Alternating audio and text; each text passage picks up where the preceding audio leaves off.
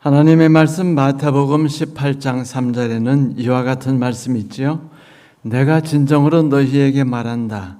너희가 돌이켜서 어린아이들과 같이 되지 않으면 절대로 하늘에 들어가지 못할 것이다.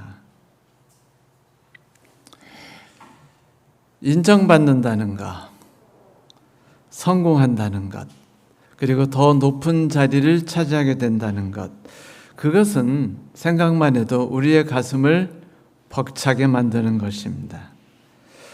또한 높은 자리를 차지하지 못하면 상대적으로 의기소침해지는 게 인간의 본성이에요. 자연스러운 것입니다. 예를 들면 서울대학교를 나오신 분께서 내 옆에 이렇게 와서 앉아 계시고 주변 분들이 와서 그분께 다 인사를 드리면 고개를 끄덕거리시면 괜히 자리 옮기고 싶어집니다. 괜히 나는 아무것도 아닌 것 같고 그런 생각이 들죠. 교회 목사님들도 그렇대요. 큰 교회 목사님들의 얼굴에는요, 이 광채가 비치고 그분들은 매사에 자신감이 넘치고 품위가 있습니다. 그래서 그분들이 쭉 이제 목사님들끼리 모이셔면 이제 그분들끼리 이제 따로 모이셔 식사를 하시면 그 자리는 빛이 나는 장소인데 눈곱만하고 조만한 교회를 있는 목사님들은 힘을 못 써요. 그래서 이제 조그만 구석에서 자기들끼리 이제 인생 한탄이나 하시면서 조용히 있는 거죠. 이것이 하나님의 뜻이라는 뭐 이런 얘기하면서. 그런데 이런 인간이 갖고 있는 자연스러운 생각은 우리 그리스도인에게도 예외는 아니에요.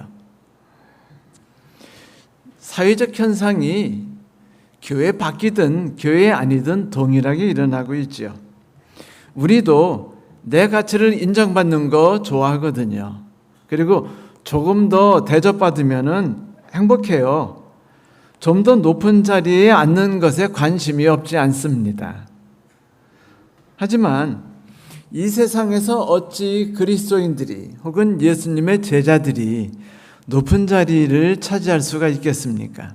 이미 그들만의 리그를 그들이 이미 치르고 있는데 말이죠. 그래서 이 세상에서는 어차피 물 건너간 거고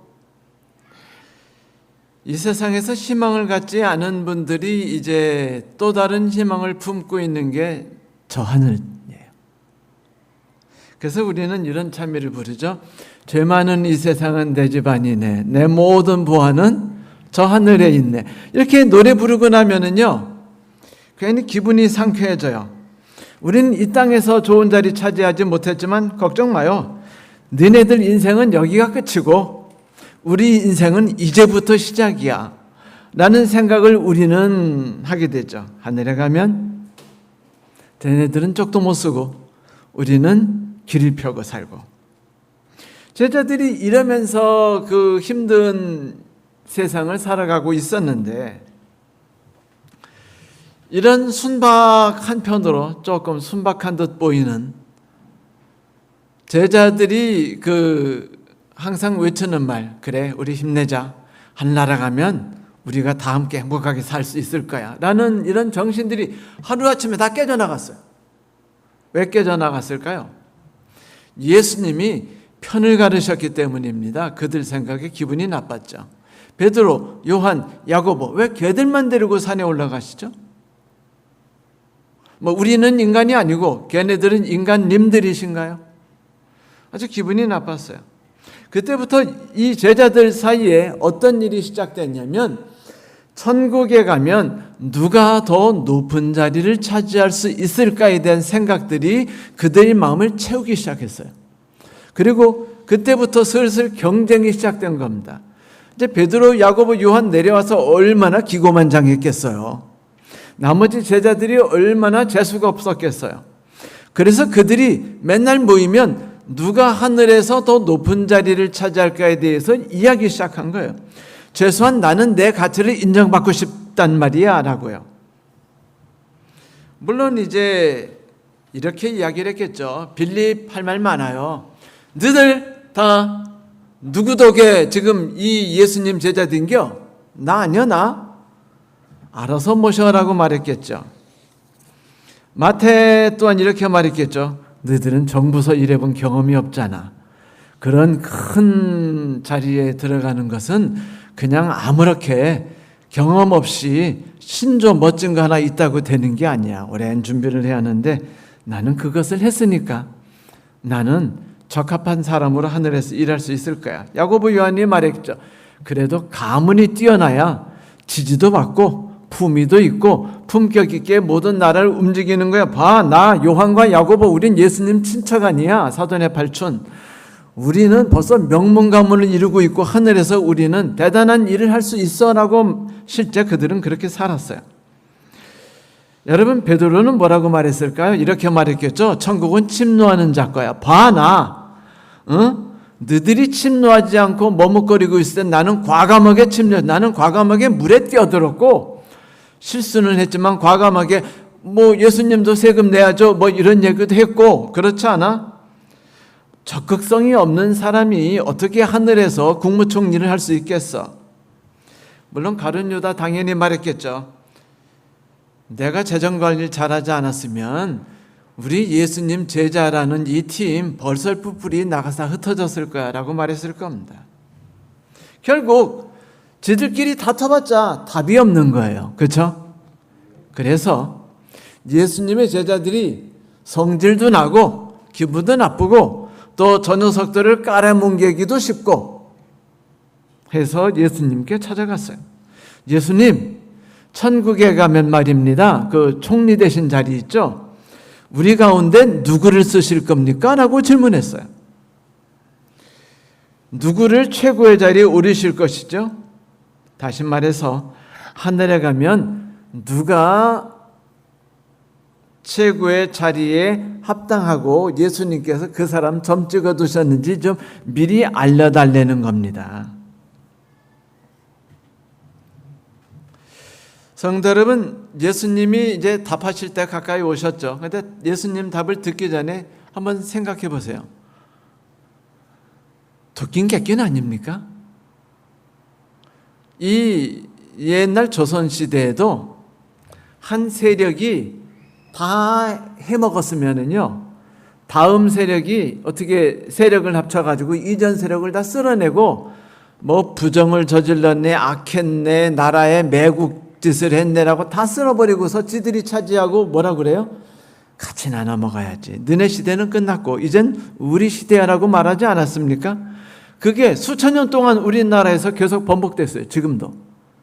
그런데 예수님의 제자들이 하는 짓이 세상 사람들과 다를 게 뭔가요? 너네 이 세상에서 많이 해먹었잖아. 난 이 세상에서 해먹을 길은 없고 하늘에 가면 내가 다 해먹을 테니까 너네들은 빠져라고 말하는 것이었어요. 더긴 객긴이죠. 더 날 것이 하나도 없는 사람들이었습니다. 이들의 질문에 예수님이 마음이 편하셨을까요? 편하지 않으셨습니다. 그 이유는 이따가 우리 살펴보겠지만 예수의 대답이 충격적이기 때문이에요. 너희가 돌이켜 이 어린아이와 같이 되지 아니하면 결단코 하늘나라에 들어갈 수 없을 것이다. 무슨 소리예요? 지금 너희 중에 하늘나라 갈 아이들은 하나도 없다라고 말씀하신 거예요. 너희들은 높은 자리 꿈도 꾸지 마. 아예 하늘 들어갈 자격도 없으니까 라고 말씀하셨단 말입니다. 충격 아니에요? 예수께서 이 땅에 지금 오셔서 그분의 모든 관심사는요, 불쌍한 사람들에 대한 생각이었어요. 고통당하는 사람들에 대한 생각이었습니다. 마음이 아프셨죠. 그들을 어떻게 돌봐주었으면 하는가에 대한 생각이었습니다. 정치가들과 비슷하죠. 내가 대통령이 되면 다 해결해 드리겠습니다. 여러분의 그 고통을 헤아려 드리겠습니다. 라는 것과 비슷한 것 같지만 달라요. 예수께서는 왕이 되시면 그런 일을 해드리겠다는 게 아니고 그들이 너무 불쌍했던 거예요. 그들을 생각하면 마음이 아팠던 겁니다. 그래서 언제든지 시간이 날 때마다 그들을 향해 두 손을 내밀으셨고 생각이 날 때마다 그들에 대한 생각에 마음이 아파서 하나님께 간구했었어요. 그들을 위해서 목숨을 버리려 하셨고, 당신의 권리? 그런 거 생각하지 않으셨죠. 자존심? 그런 거 생각하지 않으셨습니다. 인정받는 것? 그런 거 생각하지 않으셨어요. 내 가치를 인정받고 싶다, 이런 이야기는 예수님의 관심이 없었어요. 그런데 당신의 제자들은 지금 예수님과 함께 상당한 시간을 같이 지냈음에도 불구하고 예수님께서 가지고 있는 그 마음을 헤아리거나 하지 않았어요. 한 명도 예수님께서 오늘도 밤에 지금 기도 나가셨구나, 우리도 새벽 기도 해야 되죠, 예수님처럼, 이런 의무감의 노래는 아니에요. 지금 제자들이 해야 되는 의무감은 뭐냐면, 지금 예수님께서 이 밤에 밖에 나가 기도하고 계시구나, 누군가를 위해서 안타깝게 기도하기 위해서 그 사람을 하나님께서 돌보시고 예수께서 그들을 돌보기 위한 힘을 얻게 해달라고 간절히 기도하고 계시구나라고 생각했어야 돼요. 그래서 그들도 기도를 할 때 예수님의 마음을 생각했어야죠. 그런데 그들은 그런 관심이 없었죠. 그들은 그저 높은 자리에 대한 관심이 있었을 뿐이에요. 오늘 누구를 위로했고 오늘 누구를 안아줬는가? 그거 필요하죠. 근무 시간에 다 하는 거예요. 누구를 위해서 하나님께 간절히 기도했고 누구를 위해 힘든 걸음을 찾아갔는가? 그것도 근무 시간에 월급 받으면서. 이런 생각을 가지면은 골치 아파져요. 내가 하늘나라 가기 위해서, 하늘에 합당한 인물이 되기 위해서 내가 기도를 해야 하고, 하늘에 합당한 인물이 되기 위해서 내가 불쌍한 사람들에게 나간다면 월급 받기 위해 일하는 것과 다를 게 뭐예요? 그들에게 더 급한 게 지금 있었습니다. 바로 승진을 위해서 이번 주에 하나님께 얼마나 가까이 나가느냐죠. 기도를 열심히 하면 하나님과 좀 더 가까워지니까 눈두장 찍어가지고 하늘나라 가면 높은 자리 차지하겠다는 거예요. 얼마나 많이 눈두장을 찍어야 되는가 중요하잖아요. 힘 있는 분들을 찾아가고. 그러니까 기도하는 겁니다. 예수님, 제가 열심히 기도했어요. 예수님께 열심히 찾아왔습니다. 제가 열심히 일하는 거 보이시죠? 저를 총리 대신 삼아주세요. 가난한 삶도 돌보고 힘없는 사람이 살아갈 수 있도록 제가 많은 일을 할 수 있습니다.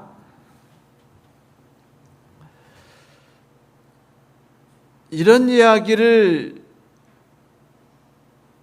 그들이 하고, 그들이 그것 때문에 서로가 다투고 서로를 끌어내리려 하고 있을 때 그 이야기들을 예수께서 항상 듣고 계셨었어요. 마음이 아프셨었죠. 그런데 오늘은 자기들끼리 속삭이는 게 아니고 이제 어떻게 하는 거예요? 예수님을 찾아와서 예수님께 묻는 겁니다. 제자들이라고 하는 분들이, 그래서 이 질문을 받은 예수님께서 즉각적으로 어린이 하나를 부르셨어요. 그들 가운데 세우셨습니다. 그리고 이렇게 말씀하셨죠. 내가 분명히 말하는데 너희가 생각을 바꿔서 어린아이 같이 되지 않으면 결코 하늘에 들어가지 못할 것이다. 그리고 하늘에서 가장 위대한 사람, 그 사람은 자기를 낮춰서 어린아이 같이 되는 사람일 뿐이야 라고 대답해 주시죠. 예수께서는 지금 이렇게 말씀하신 겁니다. 너희들의 태도를 가지고는 결코 하늘에 들어갈 수 없다. 제자들에겐 충격적인 얘기예요. 그들은 지금요, 자기들은 이미 천국에 들어갈 자격을 다 갖고 있다고 생각했어요. 생각해 보세요. 예수님과 함께 얼마나 오래 일했어요? 그렇지 않습니까? 그러면 예수님이 하늘에 가시면 예수님과 친한 그 제자들 정도는 당연히 하늘에 데리고 가지 않으시겠어요? 제자들은 그렇게 생각했어요. 그들이 예수를 도왔지 않습니까? 예수님을 열심히 일했잖아요. 심부름했지 않습니까? 예수님께서 설교하실 때마다 군중들을 통제하면서 말씀이 은혜롭게 전달되도록 힘쓰지 않았습니까?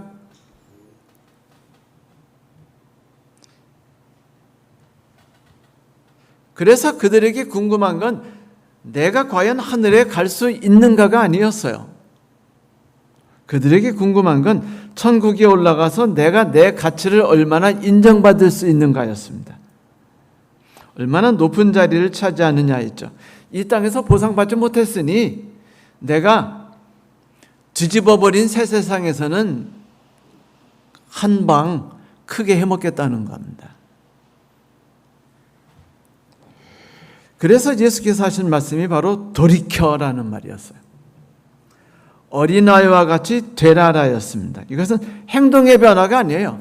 너희들이 십계명을 지키고 십일금을 내고 하는 행동을 말한 것이 아니라 누구처럼 되면이라고 말했어요. 어떤 행동을 하면 하늘나라에 들어갈 수 있다가 아니고 누구처럼 되면이라고 말한 거죠. 행동을 말한 것이 아니라 존재에 대해서 이야기하셨어요. 그리고는 말하기를 돌이키지 않으면이라고 말했습니다. 너희들이 지금 잘못된 길을 가고 있어. 너희들은 지금 죽음에 이르는 길을 가고 있지 천국으로 가는 길을 가고 있지 않아. 내가 너희들과 같이 길을 가고 있는 것 같지 아니야. 너희들은 나와 같은 길을 가고 있지 않아 라고 말했어요.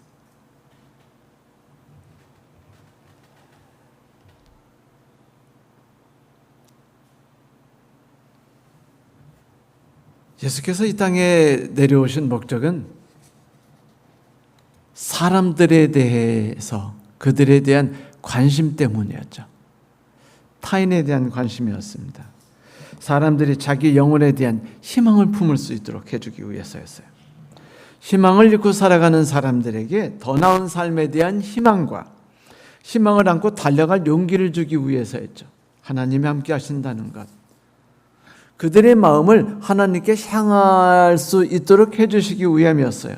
그런데 제자들이 예수님과 함께 다니면서 예수님의 방식을 따르지 않았던 것이었습니다. 너희들이 그렇게도 내가 이끄는 방법대로 살아가지 않는다면 너희들은 천국에 결코 들어갈 수 없어. 너희들이 지금 살아가는 방식은 나하고는 영 다른 방식이에요. 이거 충격적이에요. 우리가 다 그리스도인이고 우리가 오랜 신앙을 살았는데 우리가 예수님께 예수님 저 하늘에는 들어갈 것이고 제가 하늘에 가면 어느 정도 보상을 받죠? 라고 말할 때 예수께서 우리에게 너 구원받을 가망이 없는데 라고 말씀하신다면 여러분 얼마나 우리에게 이것이 충격이겠어요? 그런데 그분은요 돌이키라 라고 말합니다. 가던 길을 돌이키라는 거예요. 네가 살아가는 모든 방법들을 돌이키라는 것입니다. 완전히 지금 살아가던 모든 걸 버리고 놔버리고 포기하지 않는다면 어떤 경우도 하늘에 들어갈 수 없다라고 말씀하신 겁니다.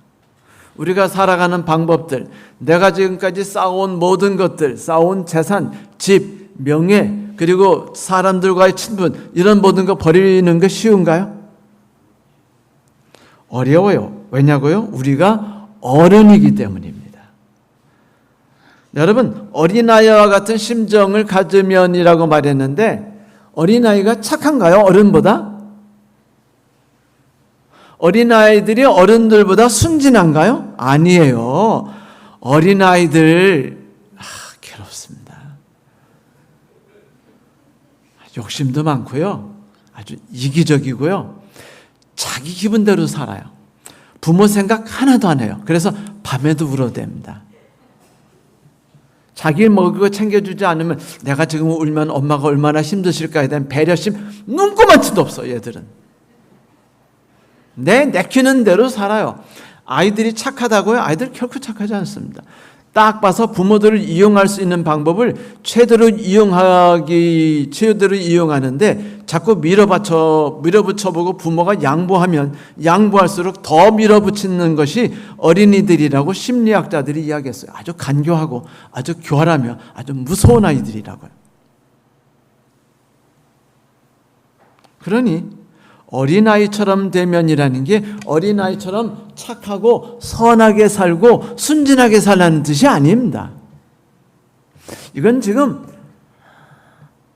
존재에 대한 이야기를 말하는 거예요. 왜 지금 예수님의 제자들 이야기하는데 어린이를 꺼냈냐? 이거는요, 너희들은 어른이고 나는 지금 너희들에게 대비적으로 어린아이에 대한 것을 이야기해 주고 싶다라는 것입니다. 그래서 어린아이를 선악으로 비교하지 않고 존재적 특징으로 비교했던 거예요. 이거죠. 어린아이는요, 의존성이 강해요. 그래요, 안 그래요?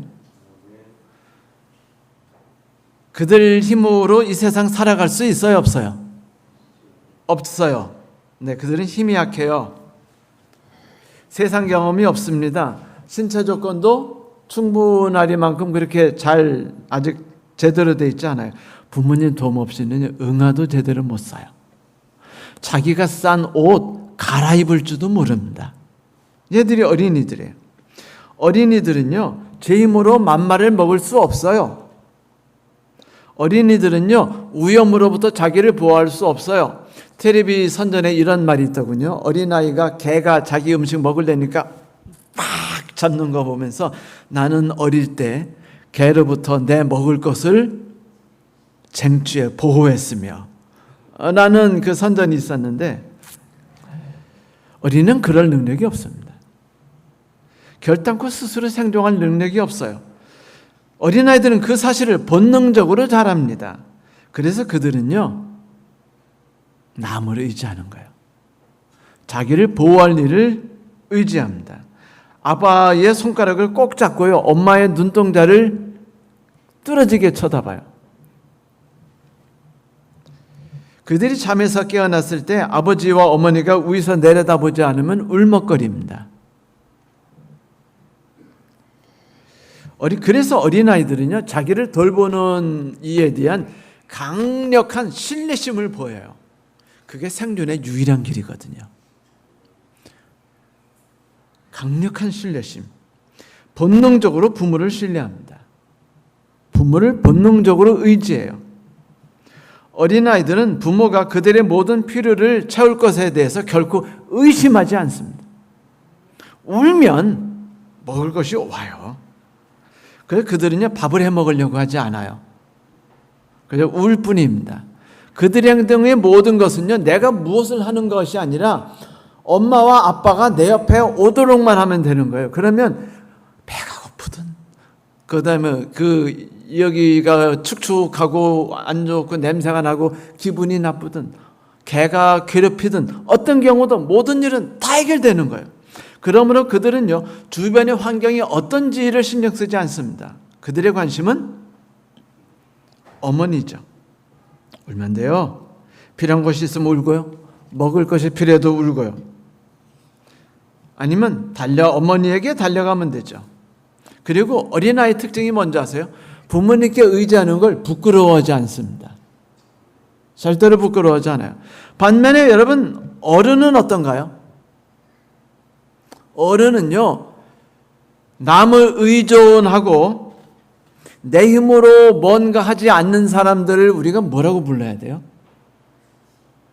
애들이라고 불려야죠. 성장하지 않았다고 말하지 않습니까? 아이들은 여하튼 자기 인생 뒤처리도 하지 않아요.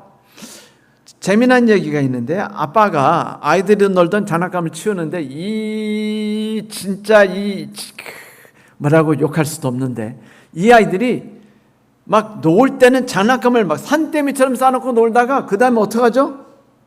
엄마가 부르면 후닥닥, 그 다음에 텔레비전 재미있는 게 있으면 후닥닥. 그러면 장난감 누가 치워요? 아빠가 치워야 돼요. 대개는 엄마가 치우지만.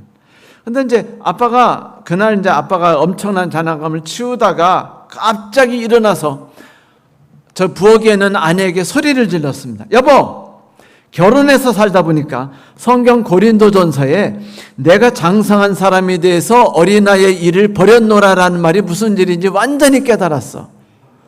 지금 어린아이 거를 치우고 있거든요, 다. 그러니까 어린아이 일을 치워버린다. 농담이지만은 이 이야기를 통해서 우리가 느낄 수 있는 건 뭐냐면 부모는 애들 뒤처리하는 존재고요. 애들은요 마음대로 싸질르면 되는 존재. 아무 상관없어요.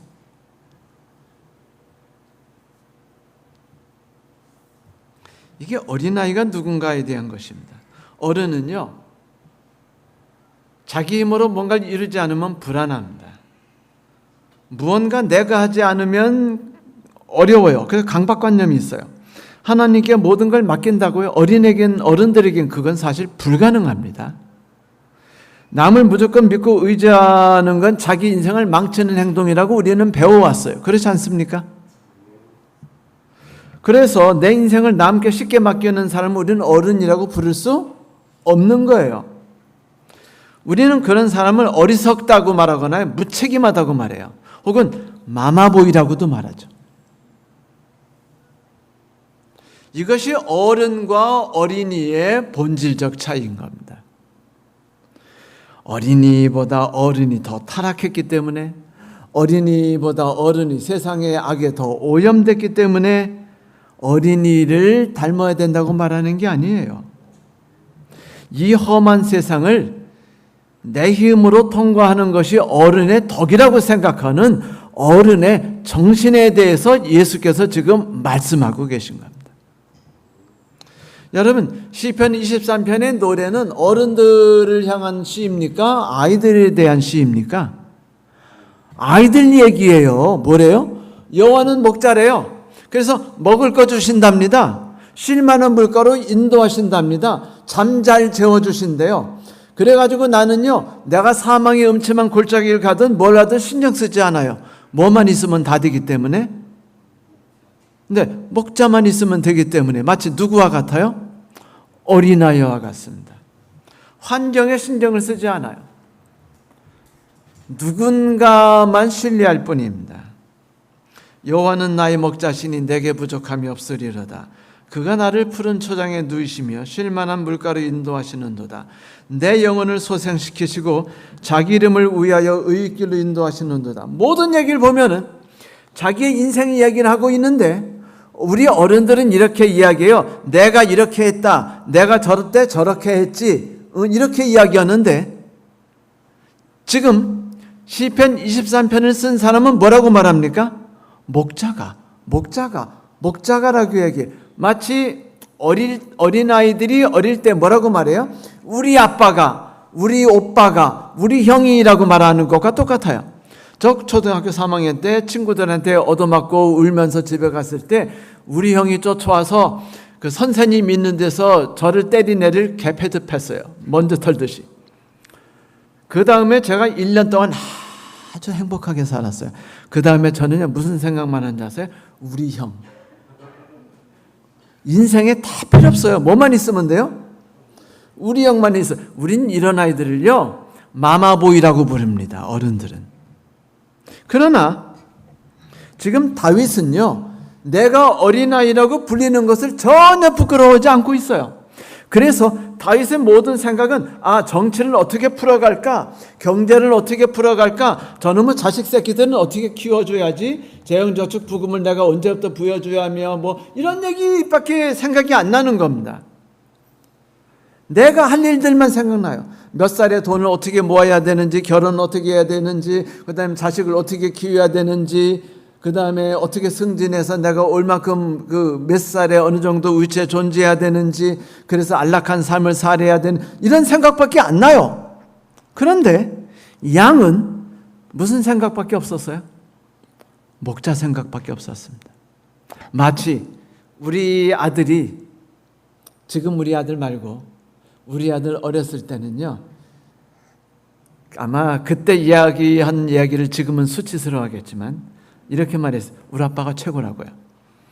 왜냐면 우리 아빠가 모든 걸 다 해줄 수 있는 사람 같죠? 맞아요.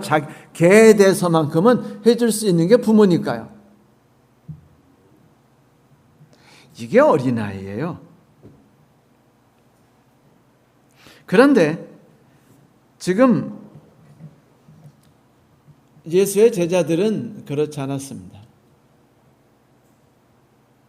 여러분, 그들은 이렇게 말했습니다. 예수님, 내가 지금까지 한 일을 보세요.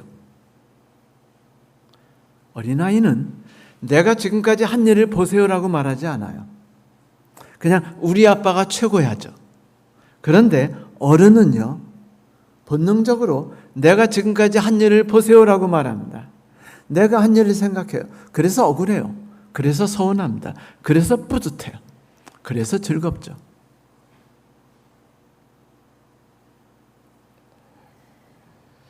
내 가치를 인정해 주세요. 하지만 예수께서 그들에게 말씀하시기를 너희는 어른처럼 생각하려고 하고 어른처럼 살아가려고 하는구나. 하지만 천국은 너희와 같은 사람들을 위해서 만들어져 있지 않아. 미안하게. 그냥 지옥에나 가거라. 천국은 어린아이들을 위한 곳이야 라고 말씀하신 겁니다. 사랑하는 성도 여러분, 하나님께서 이스라엘 백성을 이집트에서 꺼내서 홍해를 건너서 광야로 내보내셔서 거기서 몇 년을 그들과 함께 지내셨죠? 40년. 그들이 거기서 자기 재능을 키울 수 있었던가요? 농사 졌던가요? 아니요. 그러면 뭐 할 수 있는 게 있었던가요? 아무것도 없었어요. 입혀주신 것도, 먹여주신 것도, 재워주신 분도 다 하나님이셨습니다. 그래서 광야에서 40년 살아가면서 그들이 뼈저리게 배운 게 뭐냐면, 뼛속 깊이까지 스며들도록 배운 생각이 뭐냐면 하나예요. 우리가 할 수 있는 일은 아무것도 없다. 오직 하나님께서 모든 일을 다 이루어 주신다. 그러므로 여러분, 그 생각, 하나님 외에는 의지할 리가 없다. 나를 의지해서는 안 된다. 오직 하나님만 의지해야 된다는 생각을 그들이 배우고 익히게 되었을 때, 그래서 뼛속 깊이까지 있었던 내가라는 생각들이 다 빠져 없어지야서야 비로소 요단강을 건너 가나안으로 들어간 겁니다. 왜냐고요? 가나안은 혹독한 곳이에요. 가나안은 처절한 삶이 기다리고 있습니다. 위험하고 고통스러운 삶이 있어요. 가장 악독한 시아버지, 아버지, 시어머니 다 존재하는 게 가나안이에요. 가장 악독한 노도도 있는 곳이 시아버지, 거기 가나안이고, 가장 악독한 그 사주가 있는 곳도 가나안입니다. 그러므로 거기서 견뎌내는 삶을 위해서 예수께서는, 그래서 네가 그 혹독한 삶을 살아가기 위해서 거기서 살아가는 법을 가르치지 않으셨어요. 예수께서는 하나만 가르치신 겁니다. 나만 보도록, 하나님만을 바라보도록요. 하나님만을 의지하도록요. 이제 예수께서 그들에게 이렇게 말씀하시는 겁니다. 누구든지 여의와 같이 자기를 낮추는 사람이 하늘나라에서 가장 큰 사람이다. 그대의 인생을 그대가 끌고 갈 것이라고 생각하지 마라. 그대의 인생은 하나님께서 이끌고 가시는 것이다. 만약 그대가 그대의 힘으로 그대의 인생을 끌고 나가려 한다면 그대에게는 하나님이 필요 없다. 가끔 필요하죠. 도움으로써. 우리가 가끔 기도하지 않습니까? 하나님 도와주세요라고. 평상시는 하나님이 크게 필요 없거든요. 직장 다니는데 필요하던가요? 밥하고 요리하는데 필요하던가요? 옷 입고 걸어 다니는데 예수님이 필요하던가요? 그러나 아이들은 그렇게 생각하지 않죠. 그래서 모든 것을 버리도록 만드는 것입니다. 성도 여러분, 하나님은 우리를 사랑하셔요. 그리고 하나님께서는 당신이 창조하셨으며 구원하셨던 우리가 오직 당신만을 의지하고 살아가기를 바라십니다. 물론 40세가 되어서 3살처럼 아무것도 하지 않는 그런 어린애를 말하는 것은 아니겠죠. 하지만 그 정신, 그 생각에 있어서 그 모든 관심이 하나님에 대한 것에 관심을 두도록 하는 것입니다. 이런 거죠. 저는요, 가끔 이런 고민을 해요. 나는 왜 기적을 일으키는 능력이 없을까? 성도들이 아파하시면 할렐루야 기도하면 어떻게 돼요? 병이 빡 나요. 이렇게 되면 어떻게 돼요? 저 훌륭한 목사님으로 이 교회 성도가 하루아침에 1000명이 됩니다. 기적을 일으키는 능력 얻고 싶어요. 그런데 하나님께서는 이렇게 말씀하셔요. 만약 네가 나의 종으로 내 길을 따라가고 있고 양으로서 목자인 나를 따라가고 있다면 어느 날 필요할 때 내가 너를 통해서 환자를 고치게 할 거야.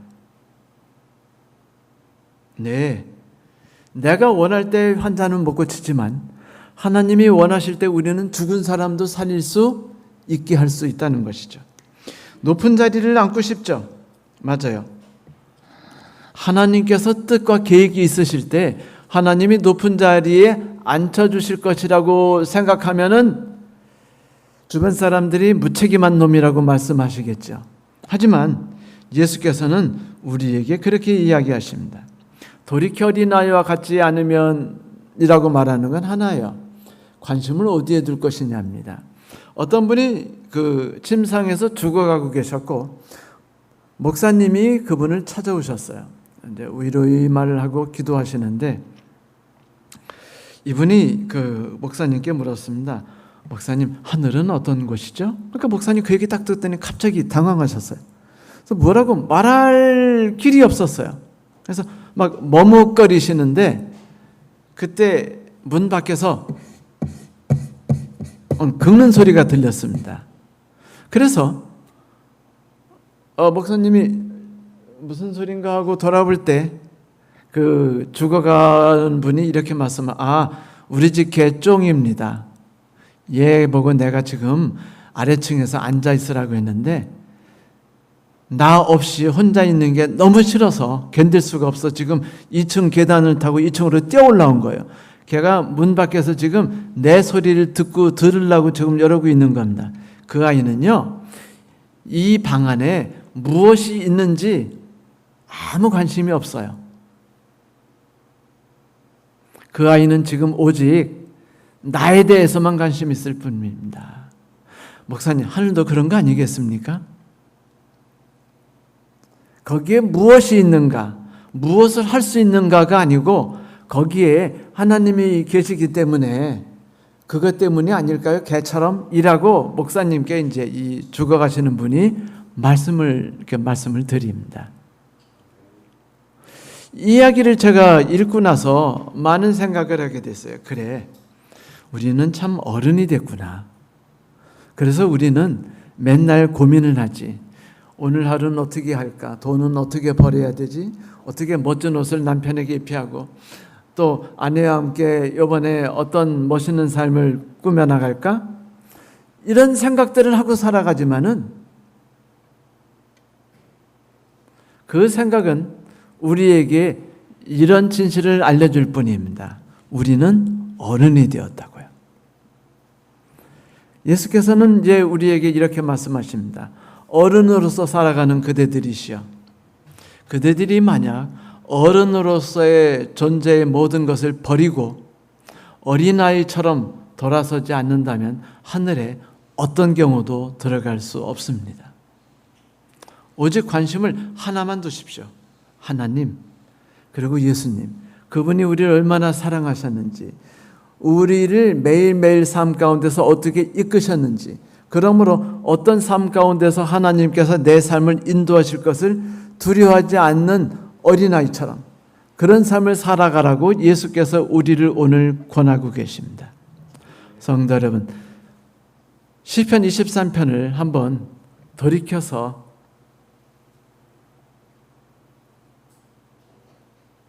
스스로에게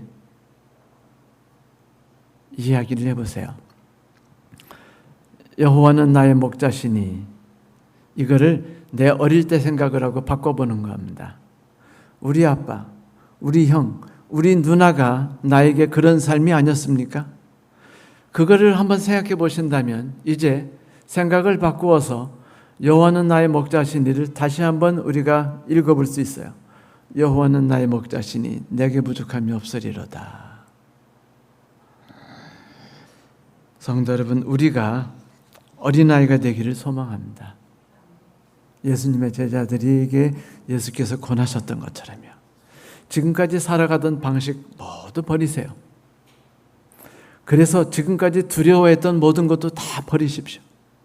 염려했던 것도, 분노했던 것도, 좌절했던 것도 다 버리십시오. 하나님께서 우리를 책임져 주실 것이라는 사실 하나만 붙들고 그저 우는 것과 바라보고 빵긋 웃는 일과 오직 그분을 바라보고 그분께서 하시는 일만 생각하십시오.